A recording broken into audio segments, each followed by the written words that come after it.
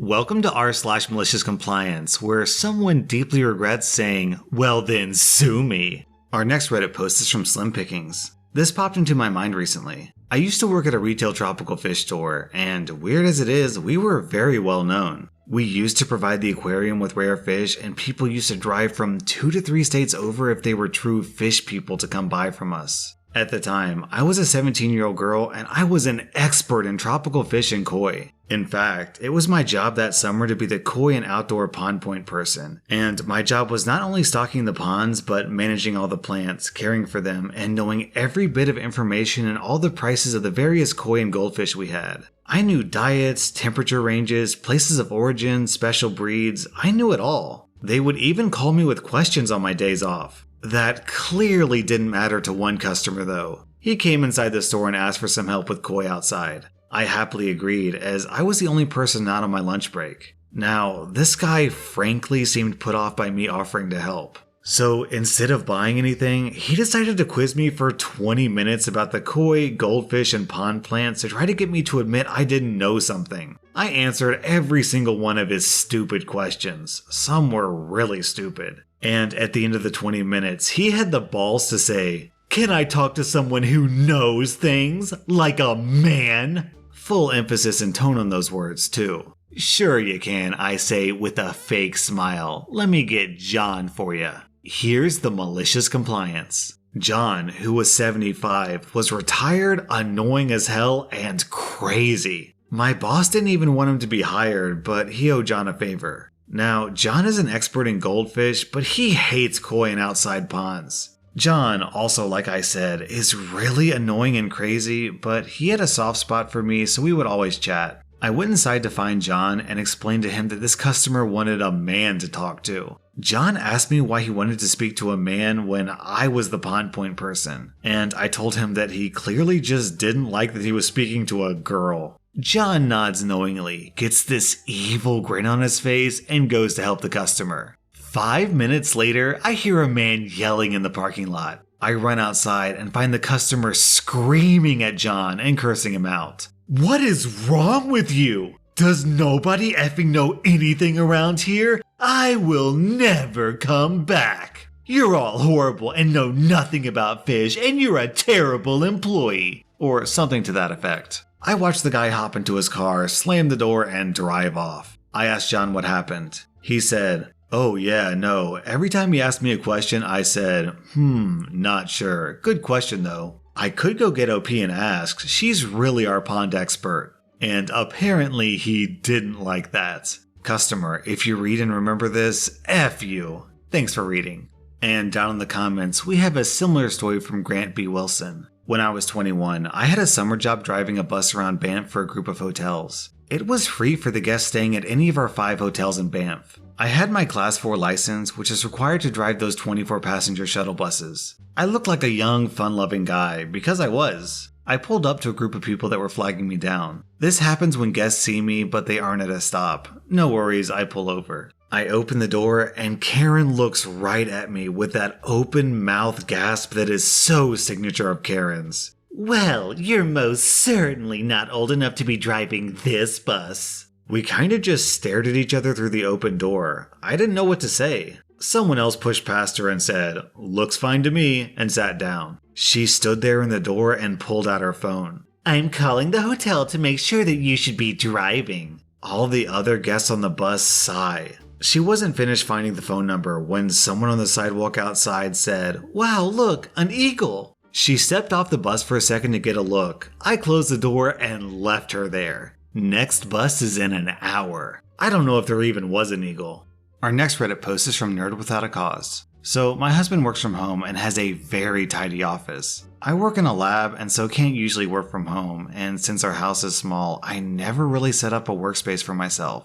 And to be honest, I'm not the most organized person. So usually my belongings are found scattered all over the house. My husband once turned around the car when he realized that he forgot to make the bed. So my messiness is a challenge for him. Anyway, one day a few years ago while my husband was out, I had to sign something. I couldn't find a pen in my bag, and so I stole one from my husband's desk. A few hours later, the following conversation occurred. Hey, did you take the blue pen off my desk? Oh, yeah, sorry. I rifle through the stack of junk on the kitchen table until I find it. Here you go. My husband, slightly irritated, said, I wish you wouldn't take my stuff. You're always losing things. Now, I'm a little huffy because while it's true that I lose things from time to time, we're talking about a $1 Papermate pen, not a Mont Blanc. I say, well, you're the only one with an office full of office supplies. I don't even have any place to keep my own stuff. Well, why don't you just get a bunch of pens and put them all over the house with the rest of your stuff? Then you'll be able to find them. And then he stalked back off to his office. Okay, fine, I think. Let's do it your way. I hop on Amazon and, oh look, 10 pens for £5? Let's get 3 sets in each color. Plus a few pen holder cylinders and a pack of Sharpies for good measure, because you can never have enough Sharpies. Add to cart and confirm. The next day, my malicious package fortuitously arrived while my husband was out of the house. When he returned home, he was greeted by a lovely bouquet of pens in the entryway. He was soon to discover a similar bouquet in the kitchen, on the mantle, the table at the top of the staircase, bedroom dresser, and bathroom cabinet. This is a small 2-bedroom house, so pens had suddenly become the primary design motif. His only comment was an exasperated, "Really?" To which I just grinned in reply. He did move the one out of the bathroom, but the others stayed where they were and are actually pretty handy. I haven't needed to borrow any of his pens since, so I think we both won. And then down in the comments, we have a similar story from Balls to Aesir. My ex and I were both smokers, and she couldn't retain possession of a lighter for more than a day or two. She'd misplaced it and was constantly asking me for a light, then reflexively pocketing my lighter and putting it in her pocket or her purse. For April Fool's Day, I bought 50 lighters off of Amazon. I started by putting 10 or so in her purse. For the next few days, every time she left the room, I would drop another lighter or 2 in her purse. There was a bowl on the table near the entrance. I guess her purse got crowded or heavy, so a few days later, there were about 10 lighters in the bowl. That didn't stop me. I kept dropping a lighter or 2 into her purse every day. Before long, the bowl was overflowing and her purse still had a dozen lighters in it. That's when she told me that I'd made my point and to stop with the lighters. And then Wambu adds, how can her bag get heavier when you added lighters to it?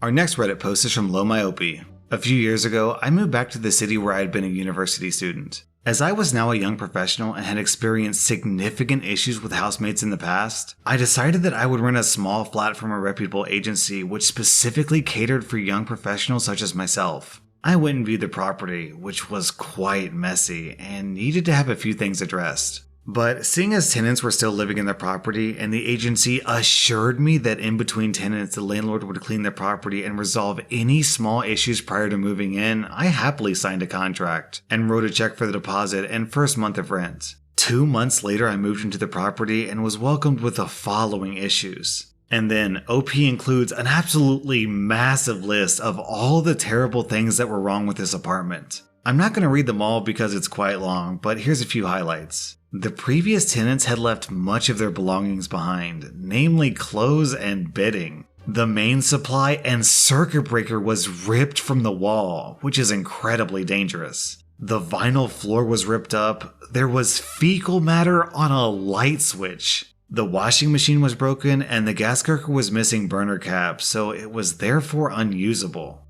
It was very clear that 2 things had occurred here. The first being that the previous tenants had done a bit of a number on the property. They had not respected the property and had left quite a lot of damage in their wake. They didn't even have the decency to empty the place of their contents and, at a bare minimum, take the rubbish out before leaving. The second issue, however, is that the landlord had evidently not made any significant attempt to bring the property back into a habitable state prior to me moving in.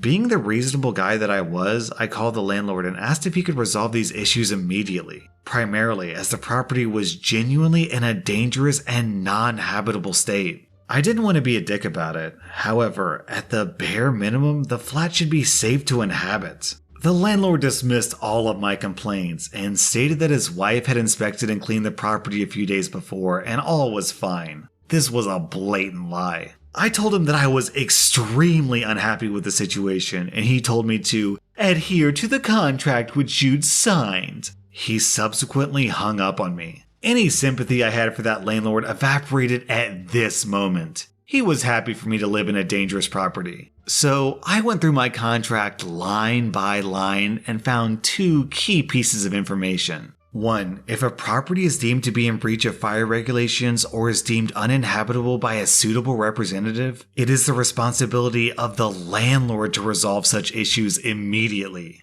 2. If the landlord cannot resolve such issues immediately, it is the responsibility of the landlord to provide alternative accommodation to the tenant until the property is returned to a habitable state. Fortunately, a close member of my family at the time was a fellow of the Royal Institute of Chartered Surveyors. Within the hour, I had a formal letter stating that the property was uninhabitable and dangerous. I had this email to the landlord. Within 10 minutes, I had a call from him arranging emergency accommodation at a local hotel until he returned from his business trip 3 days later. On his return, he drove directly to the property from the airport and returned the checks for my deposit and first month's rent to me, and asked me to move out, which I gladly did. Unbeknownst to him, a copy of the letter had been sent by my family member to the housing ombudsman and the local authority. The last thing I heard is that this bloke ended up being investigated, heavily fined, and had to sell the house. So as I was reading this, my first thought was that the previous renters must have been really terrible renters. But by the end of the story, I was thinking, maybe they actually weren't all that bad.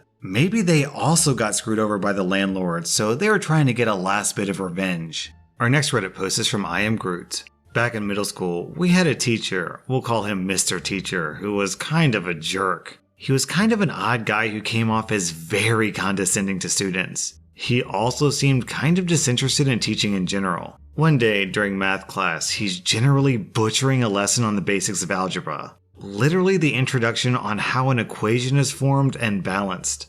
One kid is really struggling and asking a lot of questions. Mr. Teacher is struggling to come up with a coherent explanation. Finally, the class clown, who was actually pretty smart, couldn't handle it anymore and interjects. Mr. Teacher, you're explaining this in a really confusing way. It's not as complicated as you're making it out to be. Look, do you want to teach this class? Sure, I bet I can explain it better than you are right now. I'd like to see that. Go right ahead. Now, the tone of this wasn't friendly. Mr. Teacher was trying to put the kid in his place and he was really sarcastic about the whole thing. You could tell he thought kid was going to bomb and be embarrassed. Well, kid marches up to the whiteboard, grabs a marker, and spends 5 minutes walking the struggling kid through the lesson in front of the entire class. His explanation is clear, it makes sense, and at the end, the struggling kid goes, "Oh, okay, now I finally get it, thanks."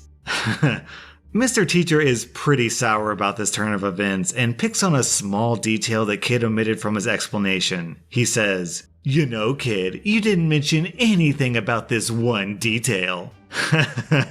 The kid turns around and looks dead in Mr. Teacher's eyes and says, "Mr. Teacher, do you want to teach this class?" The class erupts in laughter and clapping as Mr. Teacher looks like he wants to kill the kid. Meanwhile, it was legit like a movie and the bell rings and class ended.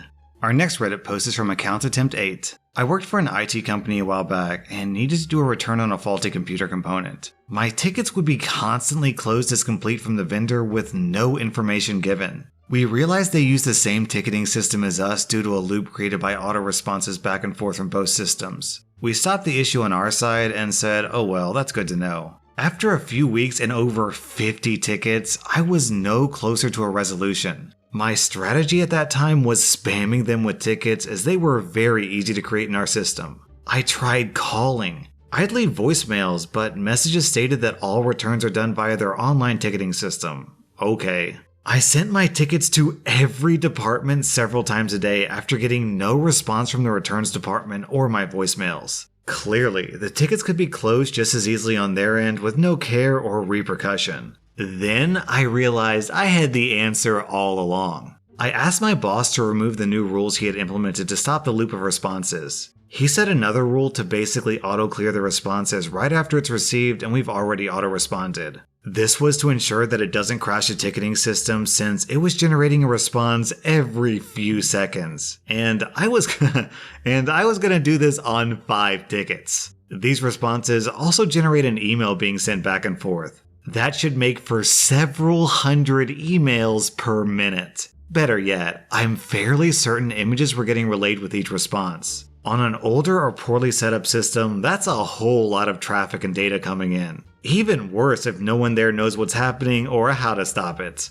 Many companies don't have an IT department due to overall need. They outsource to companies like mine to fulfill those needs. It took less than an hour. We received a frantic call from the vendor asking us to stop the auto-responses from our system because they didn't know how. It had basically taken down their email server because it was full and no one knew how to fix it. Oh, sorry about that. I'm glad you called though. I wasn't sure anyone worked at your company because I've been trying to contact you for weeks. We didn't notice a problem on our end, but we can see what's going on now. Must be a different setup. Weird. I had a credit for the part before we ended the call. I hung up the phone victorious, called the boss, and told him to put the rollback in. We never bought from them again.